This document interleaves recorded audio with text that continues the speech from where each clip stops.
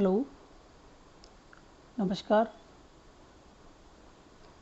आज हम आपको मछली पालन अथवा फिशीकल्चर के बारे में विस्तार से चर्चा करेंगे और आपको सुनकर ताज्जुब होगा कि हमारे देश में प्रति वर्ष 17 लाख टन मछलियों का उत्पादन किया जाता है, जबकि हमारी जो आवश्यकता है जो फूड में उसको 85 लाख टन है, जो कि आप इस आंकड़े को पार करना बहुत मुश्किल काम है। पूरे विश्व में इसे खाद्य सामग्री के रूप में उपयोग में लिया जाता है। ये मछलियाँ प्रोटीन की अति उत्तम स्रोत मानी जाती है, इस वजह से इसकी डिमांड काफ़ी ज़्यादा है। यही कारण है बहुत सारे रिसर्च इंस्टीट्यूट्स इसमें काम कर रहे हैं ताकि ये 85 लाख टन का आंकड़ा देश में पार हो और ये फूड की पूर्ति बराबर रखे। अब तक जो हमारी सफलता है उसमें 85,000 केजी प्रति हेक्टेयर प्रति वर्ष का आंकड़ा हमने पार कर लिया है। ये एक्वाकल्चर पद्धति है जिसके माध्यम से बहुत सारी सफलताएं हमने हासिल की है।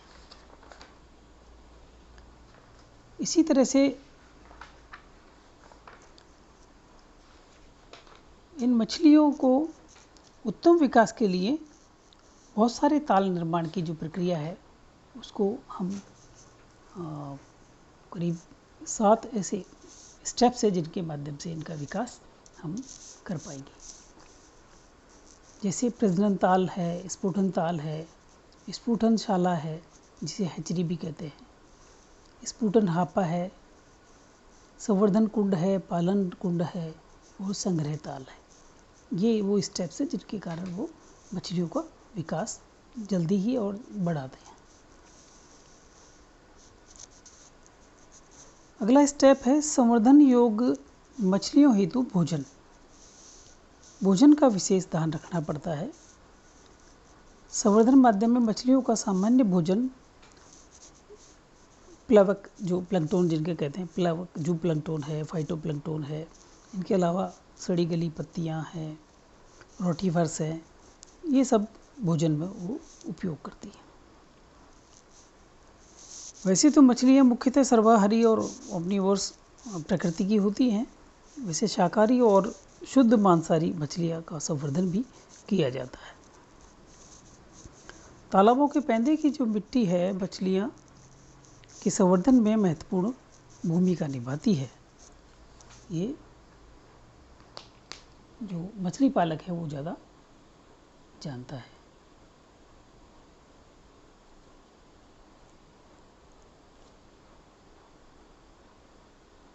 लाइट कम है।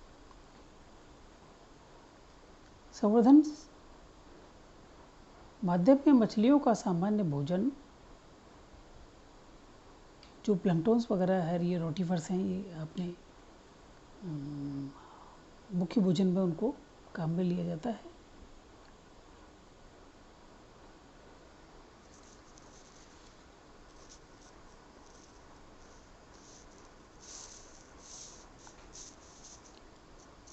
मछलियों के जो फिशिंग मेथड है वो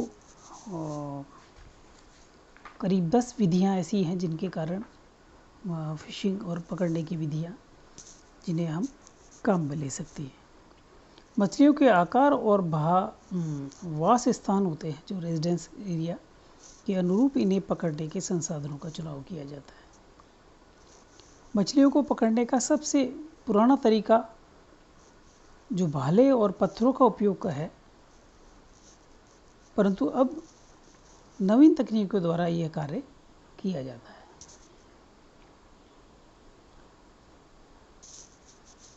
परंतु जो 10 विभिन्न विधियां हैं वो हम निम्न प्रकार से इनका वर्णन आपके सामने करेंगे। जो 10 विधियां उनके नाम निम्न प्रकार हैं।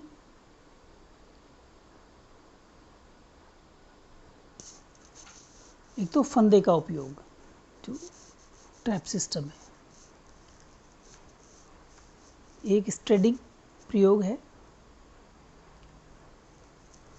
तीसरा नंबर है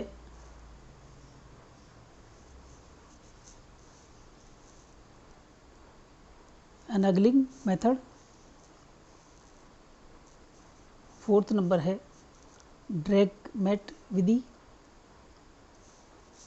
फिफ्थ मेथड है स्कूपिंग विधि। छठा मेथड है वो ड्रिप मैट विधि। और सातवीं विधि है जो कास्ट नेट मेथड।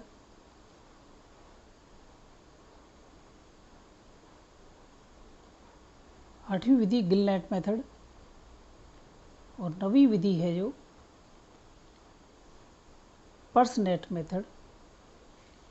और 10वां जो विधि काम में लेते हैं वो इलेक्ट्रॉनिक करंट मेथड से मछलियों का फिशिंग किया जाता है।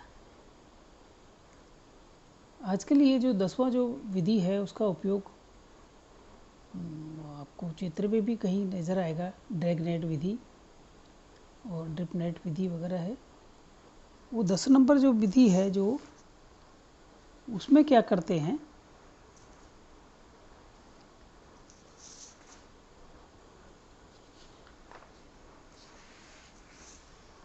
कि मछलियों को पकड़ने के लिए है इलेक्ट्रिक करंट का उपयोग करते हैं।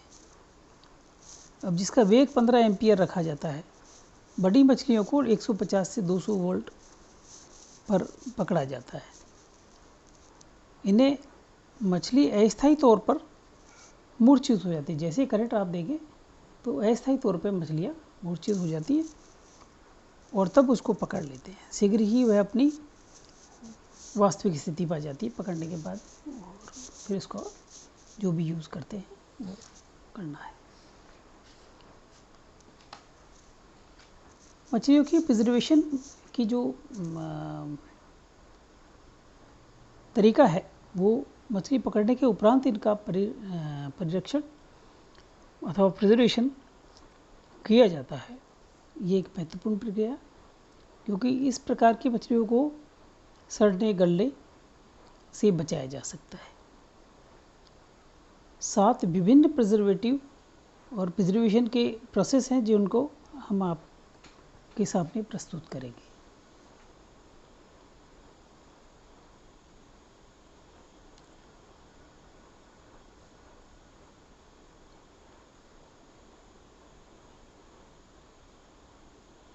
एक है deep fishing. Deep fishing method में -18 डिग्री सेंटीग्रेड टेम्परेचर पर उसको डीप फ्रीज कर देते हैं और उसके बाद वह प्रिजर्व रहती है। एक फ्रीज ड्राइंग -20 डिग्री टेम्परेचर पे ये काम करती है। रेफ्रिजरेशन 0 डिग्री सेंटीग्रेड पर ये प्रिजर्व किया जा सकता है।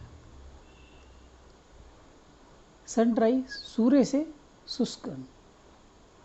ये सूर्य की जो रेज हैं उनको एक चटाई पे फिश डालकर और उनको रेज लेते हैं और 3-4 दिन में वो ड्राई हो जाती है और उस हिसाब से वो सन ड्राई विधि से प्रिजर्व करने का तरीका है। और सूर्य क्योरिंग ये एक मेथड ऐसा है जिसमें मछली को चीर कर नमक लगाकर और फिर उसको सूर्य की रेज पे उसको चटाई पे सुखाते हैं। अगला 6 नंबर है वेट कैरिंग या मोना क्योरिंग। ये भी एक प्रिजर्वेटिव की इम्पोर्टेंट विधि है। एक स्मोकिंग जो मेथड है जो प्रिजर्वेटर का, उसमें लकड़ी को जलाकर धुआं करते हैं और वो धुआं से वो उनको प्रिजर्व किया जाता है। इस तरह से ये हम आज इस चैप्टर को यही विराम देते हैं। धन्यवाद।